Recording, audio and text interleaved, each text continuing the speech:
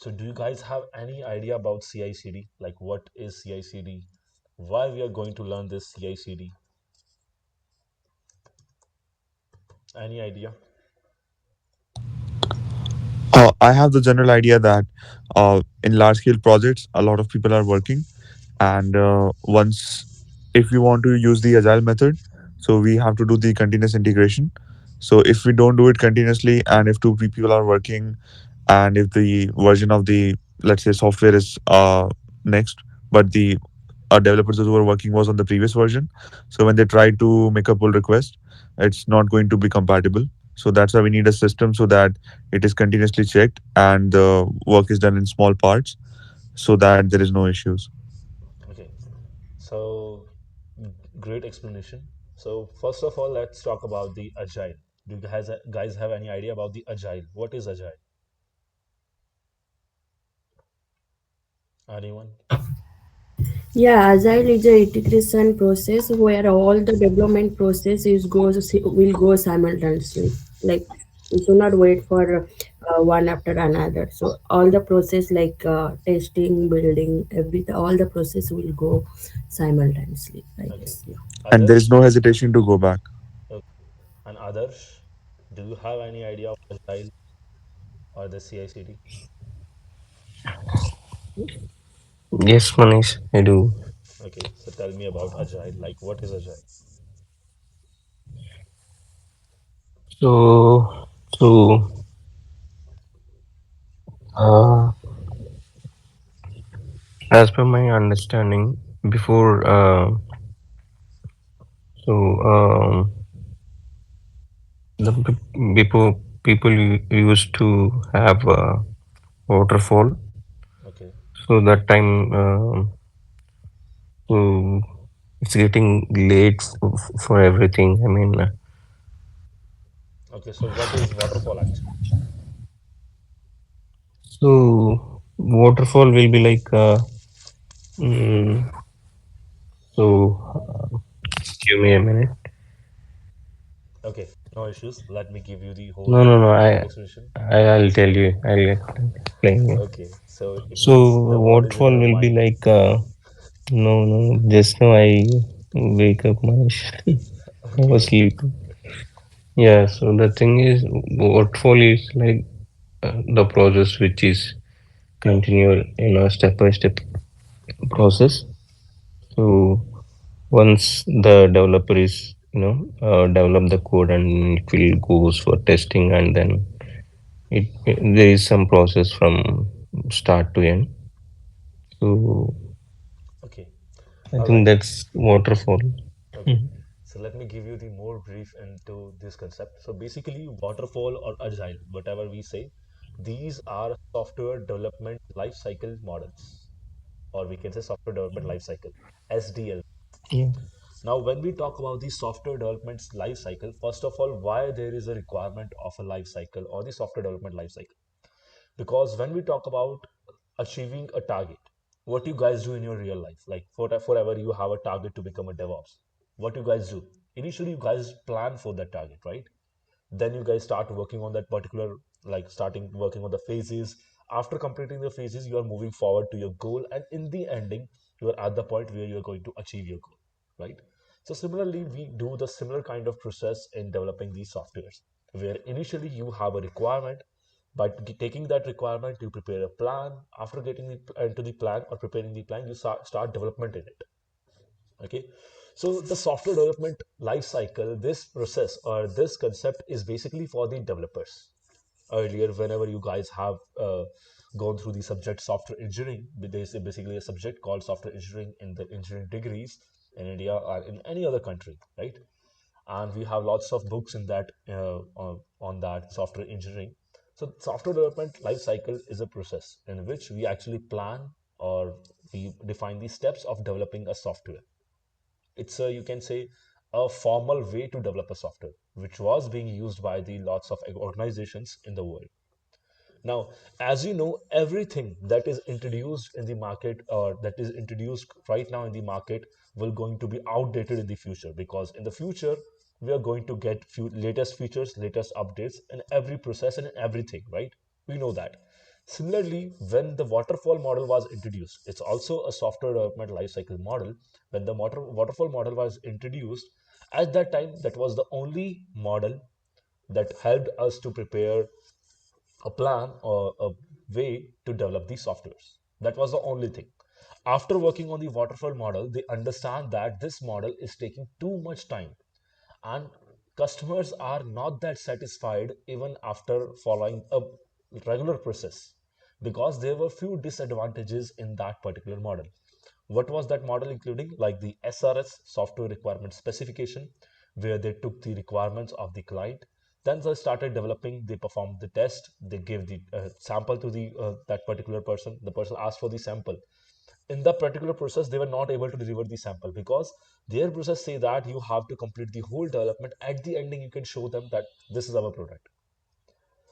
Because there were some drawbacks, they switched to another models. There were more models introduced, like prototype model, and some more or models were introduced in that time. Currently, the model which is very popular in market is Agile. Agile is also a software development lifecycle model. The reason why Agile is popular, because Agile is nothing but it's a integration part, or you can say it's the internal of DevOps, internals of DevOps. Why?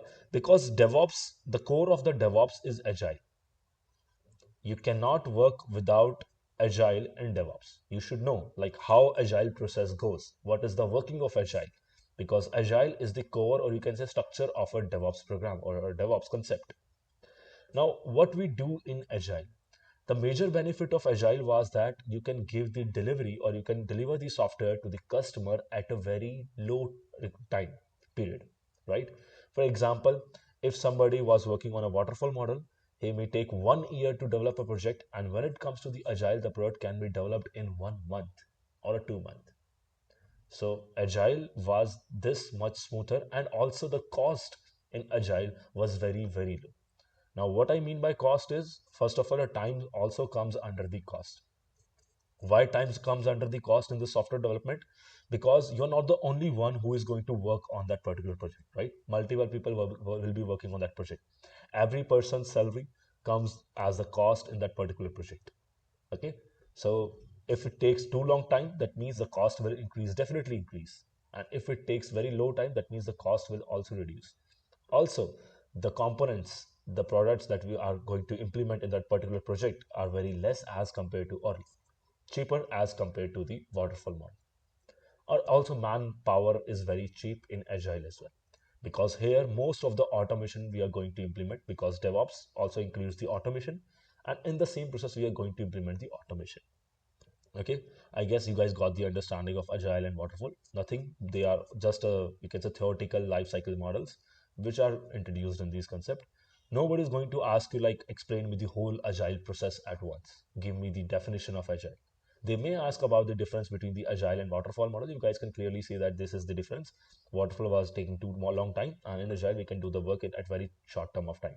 In the terms of cost, Agile is more cheaper, and Agile has more automation benefits as compared to waterfall model, because in waterfall there is no automation implemented, and that's a traditional approach. Agile is the current latest approach which is being used in the market, and in DevOps we can include the Agile, not the waterfall model. Now, Can you give one example where waterfall is better than agile? according to me, like again, it's a kind of, you can say, the updated stuff. I can't say like waterfall is better in any process, because when it comes to the Agile, okay, so for example, there is a process in which you are going to develop something and where automation is not required, and where you have too much time. No, I don't think so. There will be any process where you have too much time to develop a product. Nobody would like to implement at low cost. Right. So definitely there is not such scenario where you can say like waterfall is better, but maybe there can be a specific component or specific thing that take times to be developed, believe develop. For example, if we talk about the core of a system, which are the kernels, right? You guys know about kernels, right? You guys have any idea about kernel? Uh, I just saw a video once, but I don't know exactly. Kernel is basically nothing but it's a core of your operating system. Core means your operating system communicates with the hardware through that component. That component itself a software, but basically you can understand it as a driver. You guys know about the drivers in your system, right? Music drivers, Yes. audio drivers, that kind of stuff, right? So the driver is the component that if that component is installed in a system, then your software is able to communicate with the hardware. So kernel is the component which actually converts, or you can say translates your which actually understands the binary basically. And your shell is the component which translates the commands or the instructions from the computer into the binary and send those instructions to the kernel. And the kernel is the component which directly communicates over the hardware so that your hardware understands the stuff. And kernel is written in C, okay, because C is a great good language when it comes to work on the hardware, okay. Now when we talk about the kernel, even kernels are being developed in DevOps or Agile right now. So it's a more core part and the oldest thing which is being developed from a long time. So even the kernel is written in, like, now working in that process is also going through the CI/CD and the DevOps concept. So yeah, waterfall model is almost vanished up from the market.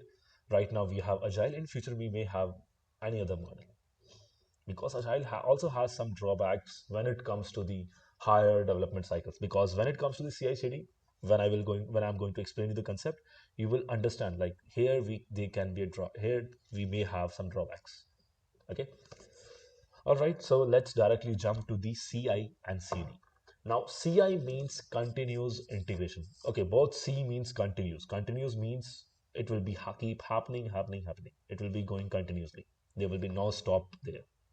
So when the continuous word is there, that you can directly understand that this can be the automation, right? Continuous, which is not in under our control. It's a continuous process that will be keep going.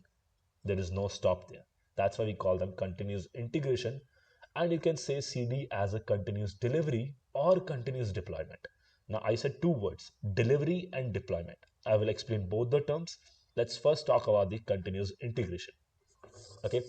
Now, again, as I told you, the SDLC, sorry, it's basically for the developers, more for the developers.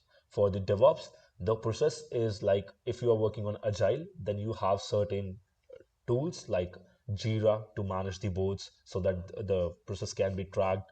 We will talk about that stuff as well later. Let's go for the CI/CD. We have lots of things to discuss further as well in Agile also.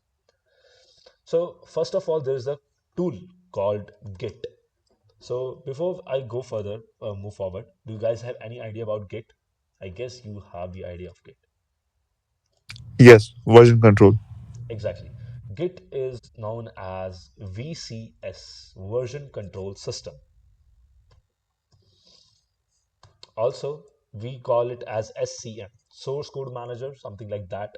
Okay, VCS, SCM, anything. Basically, it's nothing but it's a version control system which is used to keep the code. And there are multiple like tools available in the market, like not the tools, you can say platforms. So Git is basically a tool, and the platforms that uses Git are, we have multiple basically platforms where we can create our public repository, or where we can implement the Git stuff. Number one is GitHub, which currently comes under the Microsoft. Then we have GitLab, and we have one more platform, very popular platform, Bitbucket. Okay, so GitHub, GitLab, Bitbucket, all three are basically remote repositories, you can say places where you can keep your remote repositories. Repository is basically a term that is used to for a place where we keep our code. Now you can also have your local repository, you can have your public repository or remote repository. When it comes to the remote repository, you can keep your remote repositories in these platforms. When it comes to the local repository, you can keep it in your computer, on your local computer. You just have to install the Git software. So Git is nothing but it's a tool. It's a software that can directly be installed in your system. And you can connect this software through to GitHub, GitLab, or Bitbucket, where whenever you want to keep your code publicly or privately or remote repository. Okay. Now, whenever you're going to join an organization, or if you are working in an organization, the organization may be using Git, and you guys are maybe very familiar with the Git. So it's a great tool for the developers as well as for the DevOps. The reason why it is important for the DevOps, because we are going to take code from Git, right? And also, whenever you are going to develop your scripts, your like any kind of code that you're going to write in for your automation or any kind of stuff, you will also keep that stuff on Git as well. So that's why Git is important, but not as important as for the developers, for the basic stuff, right? Now, for example, first let's talk about the Git. So in the process, we have a developer. Let me check if I have few more images now. Okay, let's consider this as a developer. By the way, we can add images in this as well, but for now, let's keep this like this. So for example, this is a developer. Okay, developer done the development and pushed the code. Like developer actually pushes the code to Git. Okay, now Git, let's talk about Git, or you can say it pushed the code to Bitbucket or GitLab anywhere. Okay, now after the developer commits the code or push the code to the Git, after the Git, we must have a tool, or we can set up a tool which does build for us. Now, what do you mean by build? Do you guys have any idea about build? Is it like Yeah, compilation? Sort of. Anyone else? Rajeshri, you were saying something? I guess to build is the way to create artifactory from that code, Exactly. like Okay. final. Adarsh, any idea? No, no. I do have, but no. Let's take an example of Java. Java is a programming language, object-oriented programming language. We use this language to build applications, APIs, lots of stuff.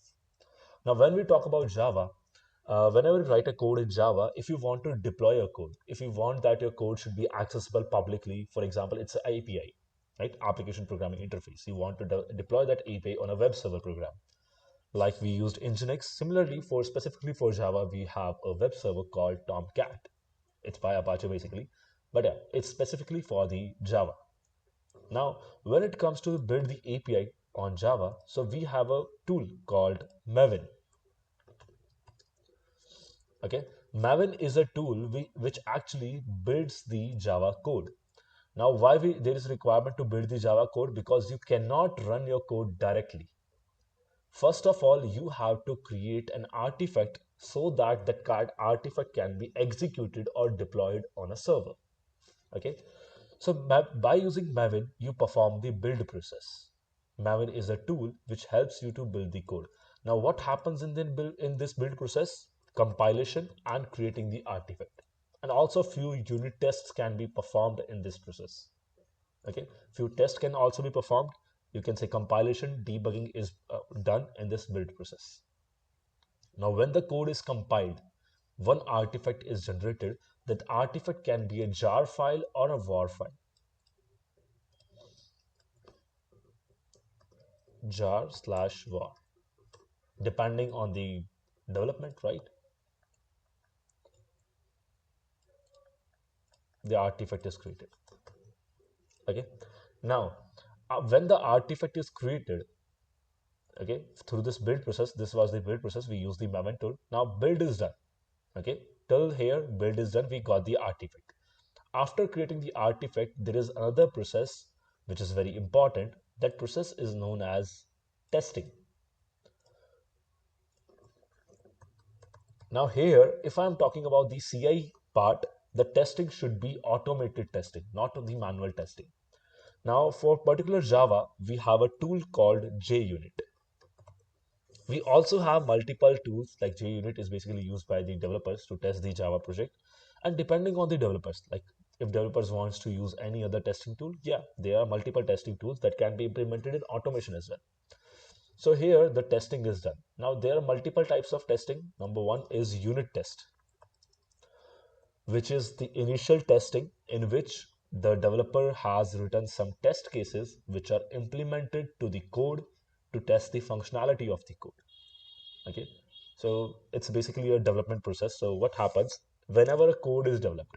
Okay, for example, there is an application which is developed which takes the name and the age as the input, right?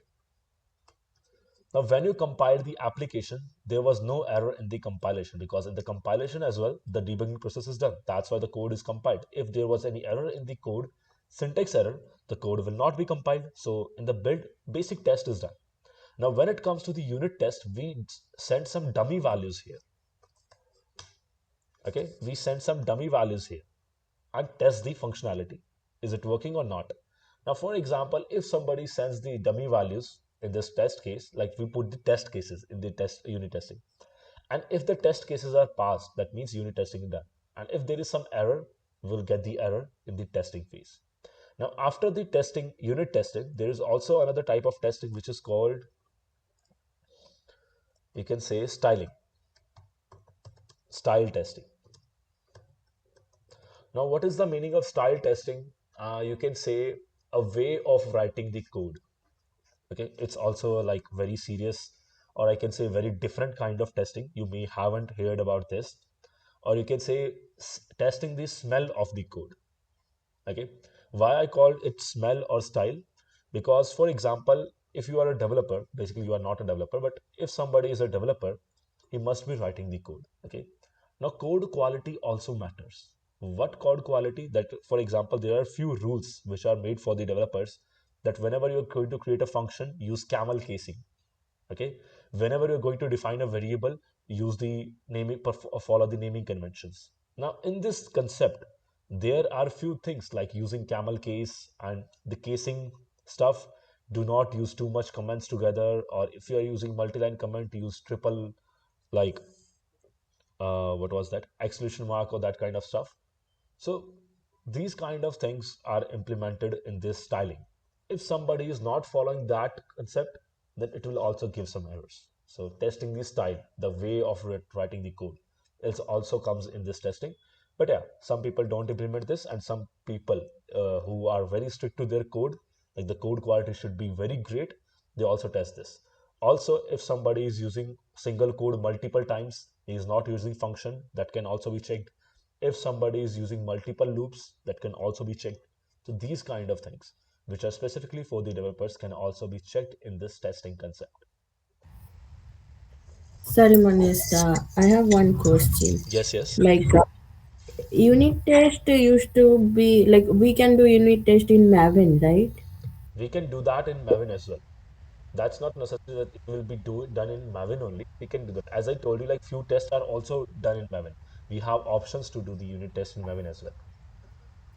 But some people use another tools for the testing as well. Specific tools Like like JUnit. what the other option like instead of Maven, as you said, No, no, JUnit no. is there. Look, yeah, JUnit is there. There are multiple tools to check the styling and that kind of stuff uh, that can be implemented directly to the POM file. Some of the tools are picked automatically by Maven. Some tools are not picked by Maven. Some tools are implemented manually over there. So that Okay. kind of stuff. Yeah, Maven can also do the testing. That's why I said like testing will be done here in the build process. But sometimes testing is also So implemented separately. yeah, we can integrate this this procedure with CI, right? Like how we can integrate Maven with Jenkins. So even Yes, yes. JUnit It's also we still can CI. integrate. I haven't talked about CD, right? It's still CI. Testing is still part of Yeah. CI. So Jenkins is a CI tool, right? No, no, we will talk about Jenkins later. Currently, we are only talking Okay. about CI and CD. Okay, Okay. Okay. okay, all right. So when it comes to the testing, we will do all the tests on this particular build that we have created or particular artifact. Now, when it comes to the testing, there is still a part of testing which is manual one, or where you can use this Selenium as well. You guys know about Selenium? If you guys don't know about the Selenium, it's an automation tool. Again, the tool which is used by the QA. You guys know about the QA, right? Anyone? Yeah.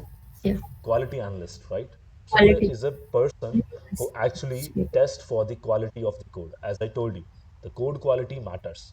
So unit testing, that kind of testing can also be done by QA. They also, to perform this unit testing or separate kind of testings, they use Selenium, which is also a tool for automated testing. Okay, where they write the code to test the another code. Okay, so which also the part comes in the part of QA, which is developed by the QA. The testing is done.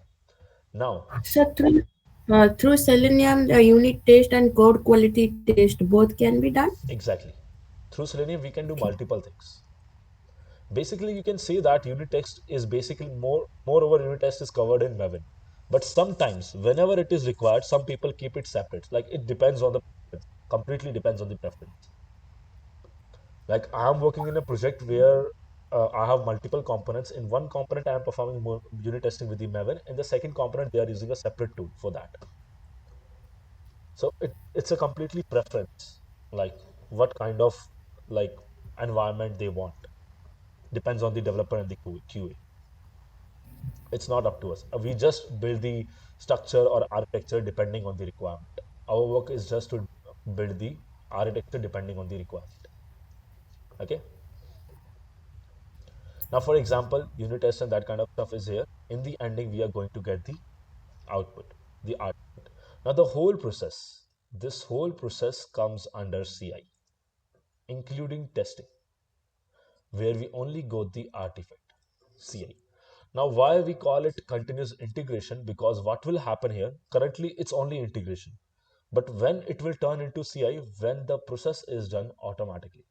Automatically means whenever the dev or the developer pushes the code to the Git, a trigger is something is triggered, any script or any automation thing which started build process, and after completing the build process, that that some kind of automation tool triggers the testing process, and after completing the testing, we have the final artifact which is tested and which is build and where the build is done and also it's tested. Okay, so this is the complete process of CI. Okay, you guys got the CI concept from development to the building the artifact. Continuously means it will be working automatically. We will have sort of automation scripts in between that. We will talk about that automation, but you guys can like imagine that there will be sort of automation stuff here. Okay. Now, when it comes to the CD stands for continuous delivery and continuous deployment both. Now, when it comes to the continuous delivery, now again, continuous delivery and continuous deployment depends on the preference of the organization. It's just up to them what they want, or you can say it depends on the client what he wants. We will work accordingly because our work, we are DevOps. Our work is to build the architecture, to build the environment where they can work. Now, it completely depends on them what kind of stuff they want or what stuff they doesn't want. Some people even don't integrate the testing part. They keep it a manual procedure where we just have to build the artifact. That's it. Our work is done here. The testing is not even there. They do that manually by the QAs. QA manually do the testing. They even whatever they use in for their end, but they do that manually, whole concept manually. But sometimes they want us to integrate the process of testing in between the our cycle, or you can say model. Now, when it comes to the continuous delivery means you have some servers. Those servers are not the production servers. First of all, when it comes to the terms, we have production servers, we have staging servers, we have QA servers. Okay, QA servers are the servers where test will be done. Now, QA servers are basically for the time where QA will be performing the test on the like basically application, right? Staging servers are the servers which are not the production. Again, they are for the developers for the testing purpose for developers. Now, prod servers are the servers which is actually for the client or which will be the final product. Okay, production means final product.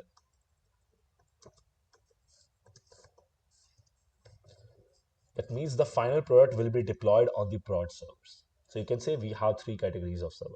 Now here, when we talk about the CD, we have some servers which are similar to production but not production. Okay, similar to production, they can be staging, they can be QA, depends on the organization again, but they are similar kind of production. Now, why we have these servers? If the client wants to see the demo or the functionality of the application just after the build, in that case, we can deploy the application on these servers.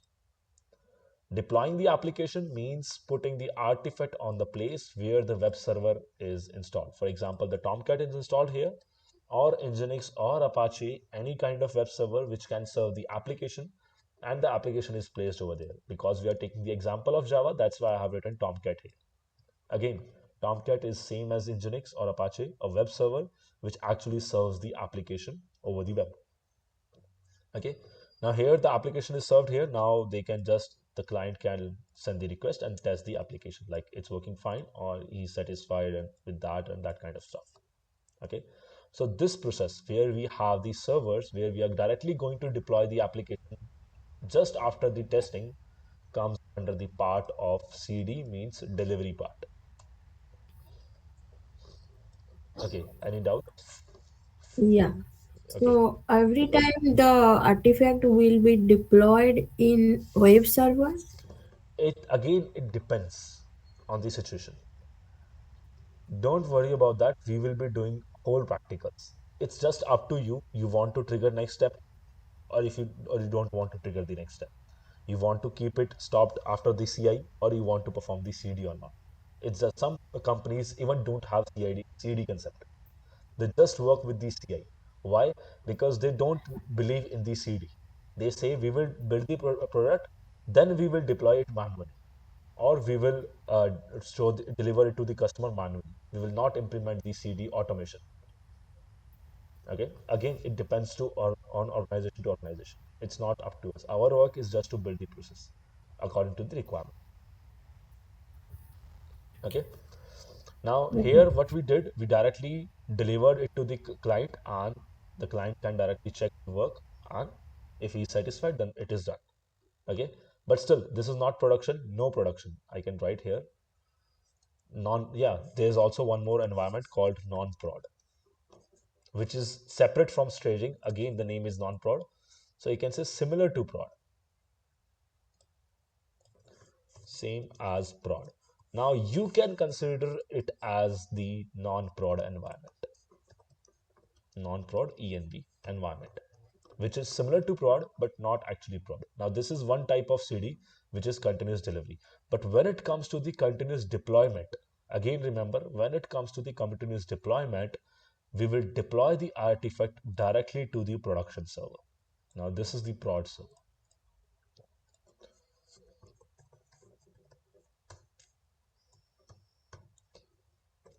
prod server, directly to the production. Now directly to the production means the application will be live to the customers, directly to the customers, not to the client, for the end users. This is called CI CD, where we have the continuous deployment. Now remember, this is not delivery, this is continuous deployment. This part is delivery, where we have the non-prod servers and we are deploying it only for the client. Now here we are deploying for the end users. So non-prod is the same as pre-prod server, right? Pre-prod Yeah, environment. pre-prod, non-prod, you can give any term to it. You can say Okay. it as a pre-prod. It's just up to us, you. Some people call it It's just pre-prod. a W of production server. Yeah, Like it's a copy of production. Exactly. yeah, we'll test in pre-prod, then we can push it to production, right? Yeah, some people do testing Yeah. and staging directly. They deploy the product on prod, like we are doing in the CD process. First, we are doing that in staging or QA, then we are deploying it directly, right? So this kind of stuff, this area, this area is for CD, which is continuous delivery, and this area is called CD, which is called continuous deployment. Okay, so this is the whole structure of CI/CD. You guys can see. Now you guys must be wondering, if this is CID, the CD, then what we are going to do? Because the process seems very difficult, right? First of all, if you guys have any doubts in this whole process, you guys can ask, then we will move forward. I don't have a doubt now, but I'll watch the recording later on. It's a little heavy stuff. Yes, it's a bit heavy, but very easy when you are going to do hands on it. Because theoretically it seems difficult, but whenever you're going to do the perform the actual or going to deploy this thing or work on this thing, it will be very easy to understand. Okay, now let's talk about our tool and the working of the tool. First of all, this is CI/CD. Okay, so the tool name is Jenkins. Jenkins is nothing but it's a tool which helps you to provide the functionality of CI and CD with the whole automation process. Build once or like just define the architecture once and you're done. It will work automatically. Now, how it works, first of all, we have multiple types of jobs in Jenkins. Jobs means the component which will be working this deployment process or development process. Sorry, this build and deploy process. We call them jobs. So we have multiple types of jobs here. First one is freestyle jobs, where you can write the whole code once. Like for example, if you guys want to see how we write the whole code, I can write the whole stuff in one script. How? For example, I want to do the, like for example, let's take an example here. Okay, I'm going to write the whole CI/CD deployment in one script right now in this white page. So first, for let's take the example of one Git repo. Okay, so https colon double slash github. I'm just taking the random example that this can be the repository slash Mani Jisani. This is my GitHub basically account. And for example, there is a repo called uh, test hyphen app. This app repo actually does not exist, but I'm taking example of a URL. Okay. So for example, there's a test hyphen app.git on my particular repository on GitHub, and I'm going to deploy this on a server. How I can do that without Jenkins, without anything? First of all, it's a Java-based application. So what I need, first of all, I need to pull the clone the code. Git clone. I will just use this clone and I will just copy and paste it here. First task done. Copy the code right here. Now we will have to start the build process. What I will do here is I will just cd into the test.app directory. After getting cd, maven clean install. Okay, and that's it. It will start installing the start the build process. If I want to implement any test case, I can also put one more mapping command, or I can put some the options here. But right now, let's keep it simple. Now the process is done. I want to deploy the code. The artifact is built here, right? Because I have done the build process. I'm not doing any testing here. That will be done through some more commands. Let's keep it as simple as this. I want to send it to the artifact. What I can do is sh-i, like devops.pen. Okay, or what we can do, we can also use the scp command. You guys know about the scp? It's a command which is Yeah, used to secure copy. copy. Exactly, it's a secure copy. DevOps.pam, like I want to send this from my dot slash test hyphen app dot jar file. For example, it's a jar file on a server which is Ubuntu server. And what I want to do over there is I want to send it on a, for example, let's take the IP as 172.24.17.101.111. For example, this is the IP, and slash paste it in the OPT, Tomcat, web app, and slash. Okay, that's it. After this, we have to restart the server basically. So again, through sh command, I guess I can do that. I actually don't remember the command, but yeah, you can do the send the command. Usually we do that with the Ansible. You can just send the command to restart the server. Now, if you just see here, what I did here, I just written down few commands: clone, cd and install, and scp to paste the artifact. Now, artifact is based on this server directly, right? Now, there is only one command, that is service tomcat restart, and the application will be deployed on the server. Now, see here, is this is difficult? Does it seems difficult? The 4 lines of command or 3 lines of command? Not difficult, but my one question is, uh, what if we make a spelling mistake or something? It will not. Then it won't work out. Okay, so I wanted to ask, like, for example, let's say we are using Sublime Text, then we install the plugin for Python, so it detects what is happening, right? No, no, So no, do we no. have some kind of plugin for this as well in Sublime Text, or where do you write this? I mean, Like, do It's you a bash. directly write it in? It's a bash script basically. I have to write Okay. this in the beginning. I forget to write this, right? The shebang. Oh, sorry. It's a bash script, Bean bar. nothing else. Okay. Okay. Understood. Okay, so it's just a shell script that we can run in our Linux system and it will deploy the artifact directly to the server. Now, the whole CID CD process in 3 or 4 lines. And because it's a shell script, we will face the errors if we do any mistake. Now, this was just a temporary concept that you can do with the shell script, but this is not recommended. Okay, why this is not recommended? Because if there is any error,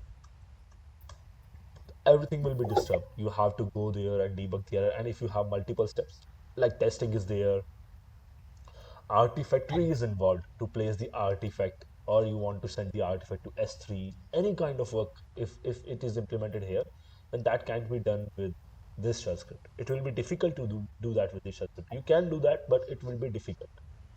So instead of using shell script, what we do, we go with the Jenkins kind of things, which are easy to use by the developers. Again, remember that this is good for the DevOps. If I show this to any DevOps, yeah, I can do this and he will do that in few lines. But if I show this to the developer, like you have to go to a place in a server. If I say the developer, like you have to go to a place in the server and you have to run like this, deploy return. And even after I told him to do this, the developer will not be able to do this properly because if there is any error in this particular concept, he will not be able to understand that. Why? Because he doesn't know the shell script. He's a Java developer or is any other developer. He doesn't knows about the servers. If there is some error with the PAM key or any as such concept, he won't be able to understand that, right? That's why we use the Jenkins, because in the Jenkins, he can show us the outputs, like error occurs here. Directly, we can go there and fix that issue. And that will be very easy for the developer to understand the Jenkins because Jenkins has a UI. Simple. Okay. So UI is easy to understand rather than comparing that to this, right? So in the Jenkins, we have freestyle jobs that you can directly do, and we have pipelines. Now, pipeline is the most important thing. Remember that. Okay. Why it's important? Because with the help of pipeline, we will be able to manage the stuff. In the CI/CD, we most of the time use the pipeline, not a single freestyle job. What we will do in freestyle job, you will also retain this in the freestyle job. But when it comes to the pipeline, you can divide the same thing in multiple sections, multiple stages, and you can implement more logics into those stages. You can implement more stuff into that. It's just up to you what kind of structure you want to. Okay, so Jenkins is a CI/CD tool which helps us to perform the like build the automation of the CI/CD concept. Now let's talk more about the Jenkins. So Jenkins, if you just directly search for the Jenkins on Google, this is the official site. Again, Jenkins is completely free, zero payment for the Jenkins. It's a open source tool basically. So you can directly download it from here. You have the documentation here and how to go like understand like a project is free. As you can see, there is no advertisement in Jenkins, right? No advertisement on Jenkins. Most of the applications are the things which are completely free. You will not see any advertisement on their web pages or anywhere. As you can see, improve this page. If you want to improve this page, you can contribute in that as well. Open source has an option of contribution always. So is this is account of one of my and you can I will not log in into it, but yeah, you can improve the page. You can contribute into that. So it's GitHub page basically. Now also, if you see here contributing, if you want to contribute in some other way, and also they provide you some pages or some options for the donation, for the community, for the stuff, that kind of things are also okay. So this is a official Jenkins page where you can read the blogs and that kind of stuff. Now, how we are going to work on this Jenkins? Basically, we are AWS lovers, right?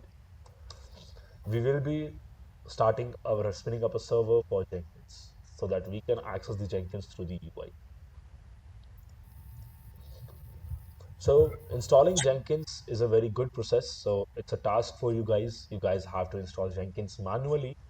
Let me give you the install Jenkins digital ocean, right? I have seen this. Yeah, here it is.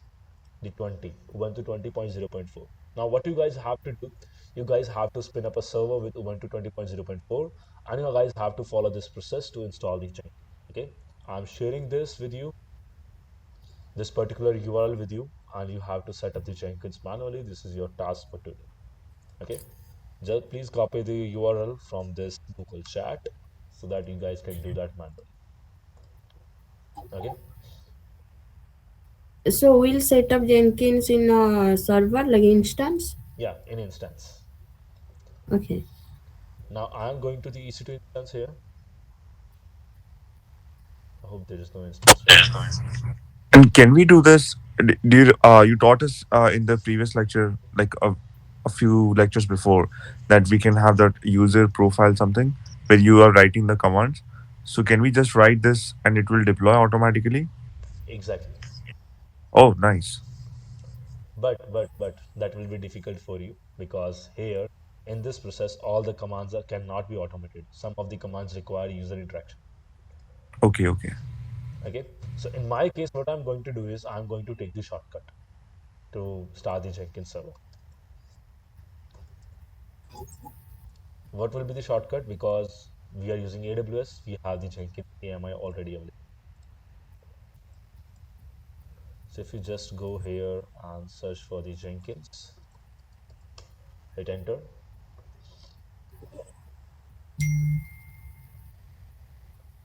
and marketplace Jenkins on Ubuntu. As you can see, it's not completely free, it's paid one. Or I have also one more option, verified provider. Nothing is free, right? So I have one more option. I will show you that option. That is completely free basically. We can do that one as well. I had one question. Can we save AMI on our personal machine, like download it? It's possible? Yeah, you can downloading AMI on your personal machine. Yeah. No, no, no, no. You So that can't we do don't that. have to pay for it. No, no, no, Oh, no. it's not You possible. can't do that. Like Okay. what happens? AMI is the image, right? That will be available on AWS, right? You can save it for your future use. It will be in your AWS account. If you want to make it public, it will be published in the communities. Okay, it will be public. Anyone can use that. But if you want to download it on your system, that's not possible. Okay, Understood. so you have to use sort of VMs or virtual machines for that. So like we have multiple ways to use the Jenkins. So let me try this one. Okay, I'm spinning up. No, no, no, no. Ubuntu will be great as compared to this. I'm just spinning up one Ubuntu server. The way I'm going to use is a bit different from yours because I'm not going to spend too much time to install the Jenkins because too much time is not available, by the way. So let's spin up one server which will be free, and yeah, micro will work basically. But usually Jenkins requires more RAM. Okay, so maybe 1 GB will create issue for you because Jenkins is nothing but it's also a Java application which requires Java, which will require Tomcat. You no need to install Tomcat manually. Jenkins will manage that automatically. But yeah, it requires the Tomcat. So I'm just using medium server right now because it has 4 gigabytes of RAM. Or let me try with the 1 gigabytes of RAM. But I'm not sure it will work with this or not. I think it will work because I tried. Okay, I you already tried. That's done. great because the way I'm using in my like case in my organization, we can't even use this 1 gigabytes of server because Yeah, definitely application keeps organize. failing. Applications keep failing in that. So that's why we go with the 4 gigabytes of server even for the Jenkins because running two or one or two jobs is not enough in Jenkins. So what I'm going to do here is I'm going to implement the concept of Docker here. Now you guys must be Oh, wondering why Docker, because Docker will give me the image of Jenkins for free. That's why. yes. So using Docker is also a good thing to deploy stuff like this.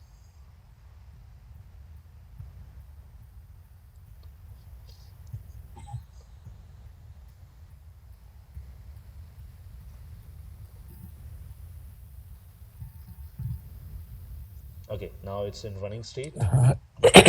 Hello, Let Manish. yes, yes. So, so in this process, how are we connecting all these tools? I'm going to show you that. Okay. Okay, no worries into that, because first of all, today we are going to cover the Jenkins only, like install uh, UI of Jenkins. I will show you the connection process later tomorrow. Okay. I mean, I just got doubt how we connect. Yeah, we can do that. We can do that. That's not a big deal. We can easily do that.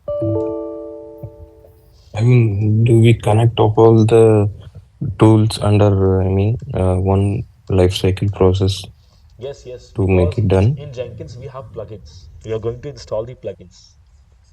Okay, sure. So for every tool we have a plugin. It's an open source tool. So for every tool we have a plugin, specific plugin. Now this the IP address.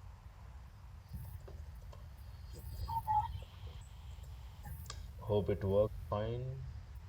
And if not, then I have to open the ports. Yeah, I have to open the ports. 22 is open, but only for my IP, which was my older IP, basically.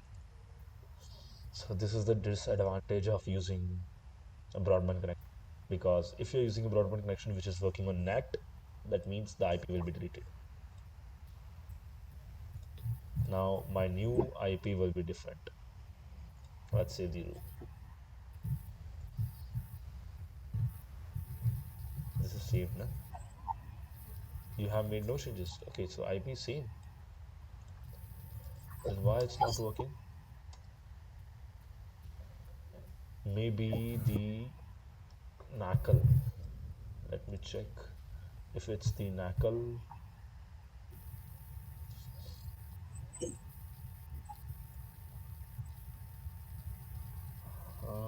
This is the subnet. Okay, let's click to the subnet. Subnet 2. Let's click here. Because my last session was on knuckle, I guess that's why it's the knuckle.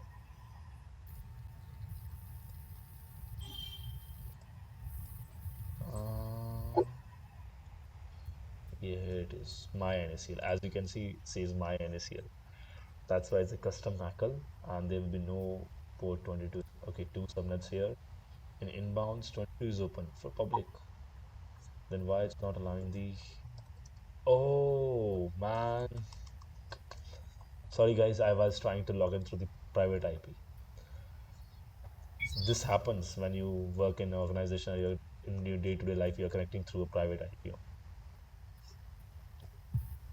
Okay, so I was trying to connect to the private IP, that's why this doesn't happen. And for this I have to click on networking, manage IP addresses, allow.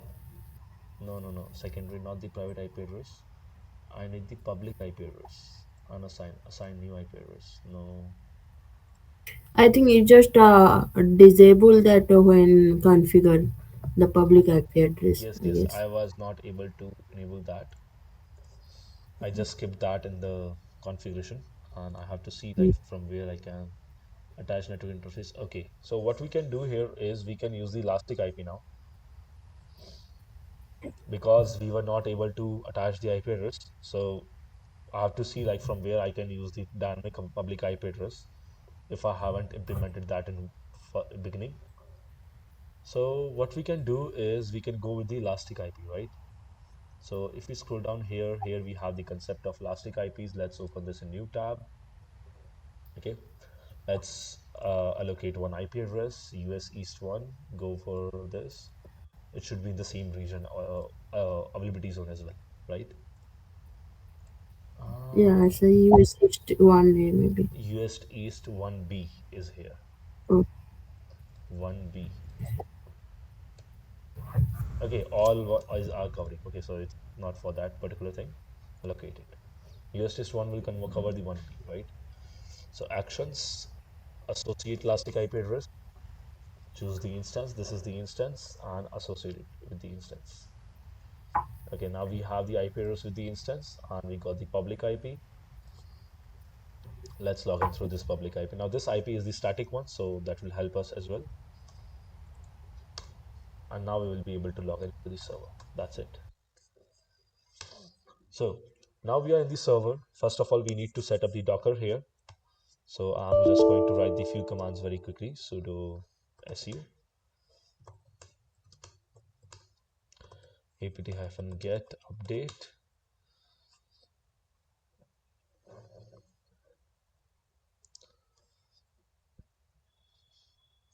Okay, can you guys tell me about the download speed? The download speed depends on which factor here? Tell me. Actually, I'm not able to see the message basically.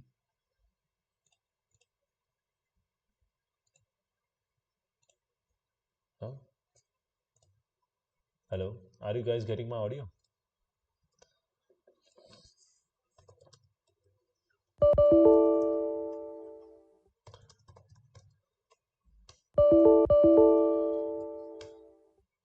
There is a service called Docker T. Okay, no issues. Docker PS apt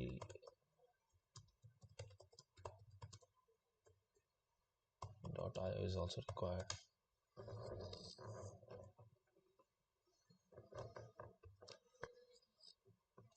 This network speeds depends on which factor?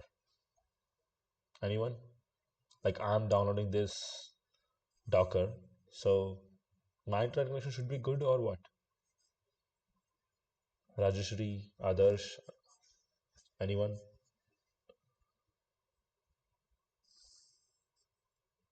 Hello. You guys are getting my audio now? Hello. Okay, I'm not able to get the your audio. Adarsh, are you saying something? Hello. Okay. My audio is not working properly.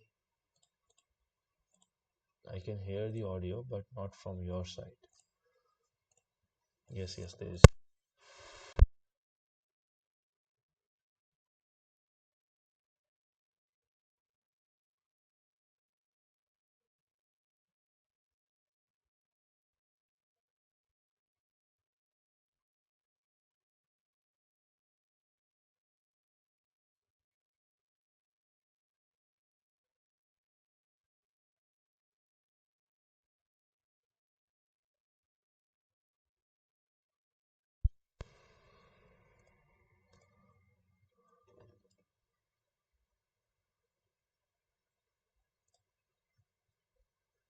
Hello.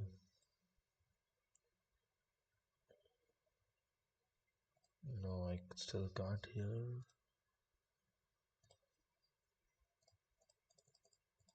There is something with the audio. Yes, I can see that you guys can hear me, and also I can see the mic moving. Yeah, let me try to rejoin.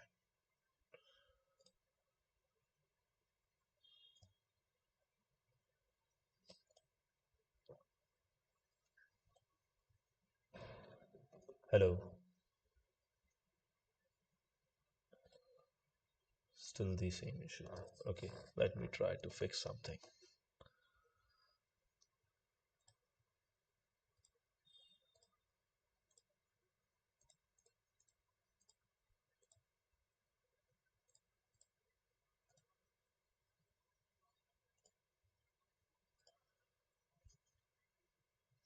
Well, all right. So I was installing Docker, and my question was that do you guys know like the downloading factor or the downloading speeds depends on which factor? Like it depends on my internet or what? Is it from Docker? No, it's not from Docker. Like for example, I'm using this instance, okay, and in this instance, I'm installing anything. I think it depends on the size of the instance. No, not the size of the instance. Like that's using my internet or what? No, it would be from AWS, right? Exactly. So doesn't matter if you're downloading any file of 500 gigabytes, the internet speed actually depends on the data center network, not from your end. Okay, Okay. and also the network bandwidth provided to your particular system or your instance. So if you're using a lower class system, there will be some flexible network bandwidth. It will not be too high. And if your system requirement, if your network bandwidth requirement is very high, then you have to purchase higher class instances. Okay, it just depends on that. So I have installed the Docker here. Let me try the Docker PS. As you can see, there is no image right now here. So Docker run or pull Jenkins. There is nothing here using Docker tag latest daemon, and seems like there is nothing from Jenkins. Okay, so what we can do is there's a website called Docker Hub where we can go and search for the images that we want, and you can directly search Docker image here, Jenkins, hit enter. You will see Jenkins image here. Okay, so Jenkins image is here and the latest version is here. So Docker run Jenkins. So unable to find image Jenkins locally. It's not communicating with the Docker. Error response from Docker daemon. Manifest this. Service Docker. There is a service of Docker daemon. I have to check that. Okay, because it's not picking up directly from the public image. It's searching the image locally. What we have to do is, let me open the public network first. No response from Docker from daemon. Daemon manifest for Jenkins, latest not found, manifest unknown, see Docker run help.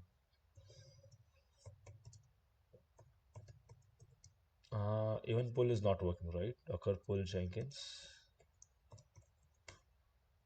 No, it's not going through that. This is the command that we should use to run the Jenkins image, but if it's not working, it's actually searching locally. It's directly not going with the public one. Maybe there is some issue with the setup of Docker. I have to configure the Docker manually. So I will do that later. So before that, let me try this. apt get install Jenkins. If there is something with the Jenkins, no, we actually don't have the Jenkins package directly. We have to do that manually. So you guys remember I gave you the DigitalOcean URL to install the Jenkins. You guys can follow this process, and I will keep the Jenkins installed in this system, and then we will move further for the Jenkins usage. Although Jenkins look like this, not this one. This is basically whole setup process. This is the image, like how Jenkins look likes when you will complete the setup. Okay, it will take few minutes to set up the Jenkins. I will do that, and this is your task to install this Jenkins. The whole process is written here. There is a Jenkins with version. It will work because I tried like Docker run Jenkins. The version is No, no, no, no, 2.60.3. no. It's not required because if you use the image directly, okay, it will pick the latest one automatically. The issue is that it's only searching the image locally, not available, referred another package. No, not this one. Here, using default tag latest, as you can see, it's picking for latest. Error response from daemon. There is some issue with the Docker configuration, not that one. Docker is to When default. I tried with Docker run Jenkins, it didn't work out. But I tried with version, it worked out actually. No, we will Yeah. cover the Docker setup. On that case, the Docker will be set up and we will be launching Jenkins with the Docker. Right now, I will also do that manually using this process because you are going, guys are also going to follow this process, okay, So to set up the Jenkins. So I will follow the same process, and after setting up the Jenkins, we can check that and we can use it. No need to follow this process like where you are going to perform the reverse proxy of Nginx. No need to perform this process. You guys can complete it with this, okay? And I will let you know like how to use this on the public URL and that kind of thing. Also, it will not be available directly accessible through the URL. What you have to do is you have to open the port 8080 and you have to yes, open yes. it like this. Now here your server IP will be here and colon 8080 to access the Jenkins. Okay.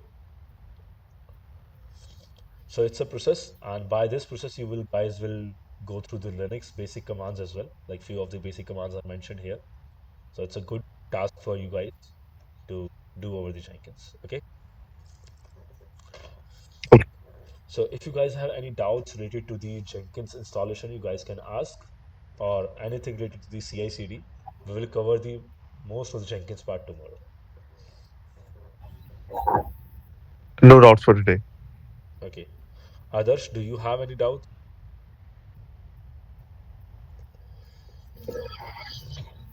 No, Mahesh, I'm good. Okay. It seems a bit complex. CI/CD seems a bit complex, but actually it's not complex. It's a very easy process. We'll be creating pipelines, and while guys like feel it more comfortable while working with pipelines. Okay. It's even more easier than the concept of AWS because we are going to deploy the artifacts on the AWS servers. We are going to deploy the application directly on the AWS. So we'll also keep one application with me tomorrow, and we will create pipeline for it, and we will deploy it on the AWS. Okay. I have one question, Manish. Yes. Yes. Actually, I never worked in Windows PowerShell, so I tried to do, but somewhat it not. May I know the procedure of Windows PowerShell? Like you can directly open this from here, and working with the commands, PowerShell has its own scripting, so it's a completely separate thing. But when it comes to the commands, most of the commands are same as Linux, so like cd, ls, pwd, those commands are same. No, how we are confident, like how you are making it as a Ubuntu machine, like Here, Ubuntu, this one that I'm yeah, using in my system, yep. it's a Linux subsystem basically. It's not the PowerShell, it's a Linux subsystem that I have set it up. You can search it for Google, how to set up Okay, like Linux subsystem in Windows and 10, and you can directly set up this. It will give you the process of with using WSL. There's a process of using WSL. You guys can also go with another process. I will not suggest to use the WSL. There is a direct process that you can do with the Microsoft. And also, after completing that process, you go to the Microsoft Store and search for the Ubuntu. After completing that process, you have to download the Ubuntu kernel or the base for your system, like this. And that system will be downloaded and you will be able to access that directly, like this. Okay. okay, yep, yep. Right. All right. So that's all for today about CI/CD. We will start Jenkins tomorrow. Okay.